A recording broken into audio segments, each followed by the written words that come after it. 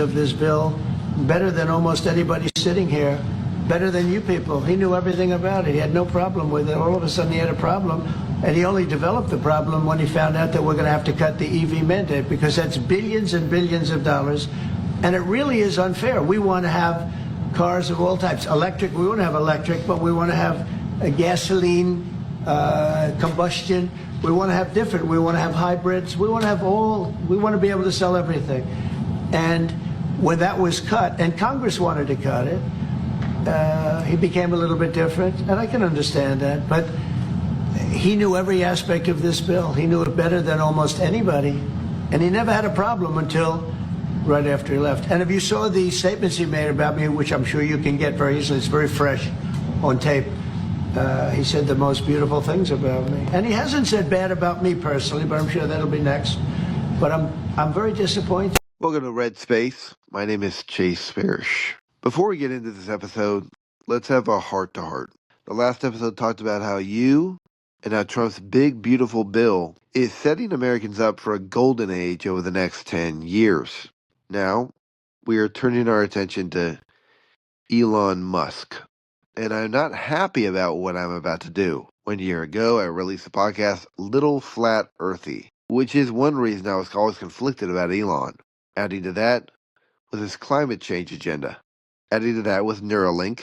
Adding to that was the statement that people should just die off when they aren't of use anymore, among other things. Right? I was guilty of just brushing it off. None of it made sense if Elon was to be on the side of truth, and to be honest, I was just rooting for him as I liked him. Well, now it kind of makes sense, and I've arrived at conclusions that I don't want to be true. But here's me just speaking out loud what I'm seeing, as I never want to lie to you. So here goes. Elon doesn't just build rockets, electric cars, and things. Elon built a dynasty off write-offs. Tesla thrived early on because of EV tax credits that made their pricey cars affordable to the middle class. Elon had earned carbon credits by selling billions of dollars worth to competitors to meet emissions quotas. He locked in lucrative government contracts with SpaceX, writing off massive R&D expenses. He carried forward losses year after year to legally pay next to nothing in federal returns, even as his companies exploded in value. But now, Trump's big, beautiful bill has hit the core of Elon's empire. It cuts clean energy incentives, it closes depreciation loopholes, it limits R&D and carbon offset write-offs. Tesla alone could lose up to $3.2 billion in 2025 revenue under this new rule. So, of course Elon's upset. This bill doesn't just hit taxpayers, it hits the strategy that made him the richest man on the earth. You see, Elon got close to Trump. He took a cabinet-level role in Doge. He advised Trump on efficiency and positioned himself not as the enemy of the coming cuts, but as a stakeholder in the reform. Could Elon's strategy have been, if I can't stop it, I'll shape it?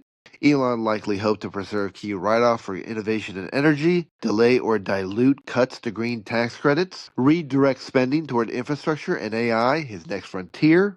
But once the final bill dropped and it cut his tax plays to the bone, he kind of turned. You saw it, didn't you? Now he calls it a disgusting abomination, not because Trump betrayed the American people, but because Trump outmaneuvered Musk in his own game. And this, friends, is why America loves Donald Trump. Let's be real. He's not just loud, he's not just bold, he's a chess player. While the world mocks his tweets, he's always 6 moves ahead. Look at Elon. Elon apparently thought he could get close to Trump, maybe keep his tax breaks, protect the green energy credits, preserve the old empire he built on write-offs. He took a cabinet role, he cozied up, he thought he could steer the ship, but Trump let him in and then checkmated him. This big, beautiful bill tore down the very structures Elon had used to build Tesla and SpaceX. It phased out the credits, it closed the loopholes, and now Elon's crying foul. Now, this could show Elon's true face. I'm really hoping that he's a good guy, but it appears like he's coming out of the closet. Trump doesn't serve the elites. He doesn't owe Silicon Valley anything. He isn't owned by the billionaire class. He uses them, then he serves us. And that's why people hate him. That's why they fear him. That's why millions of Americans love Donald Trump. Trump may have just taken out the biggest shark of all. Not a politician, not even a bureaucrat, but maybe a turncoat. Perhaps the most powerful agent of the radical left hiding in plain sight. I really hate to burst Republicans' bubble right now. Think about it. He played the role of innovator. He wore the mask of freedom. He talked about free speech on X and hinted at anti establishment ideas. But behind the curtain, was Elon Musk siphoning billions from the taxpayer? Yeah. Was he living off green energy credits, carbon trades, and loopholes? Kinda. All the while acting like a rogue? Was Elon Musk a rebel? Or was he a globalist technocrat in libertarian clothing? I think Trump saw it. He led him into the room. He gave him a seat, let him feel in control. Then he ripped the rug out right from under him. And that didn't just change policy, it was a targeted political exorcism. The left's golden calf just got gutted. Trump didn't just win a round, he removed a kingmaker. And the best part? He did it with a smile and a signature. See, DC plays checkers. Trump plays war chess. And you and me are the people he's fighting for. I am Chase Parrish, and this is Red Space.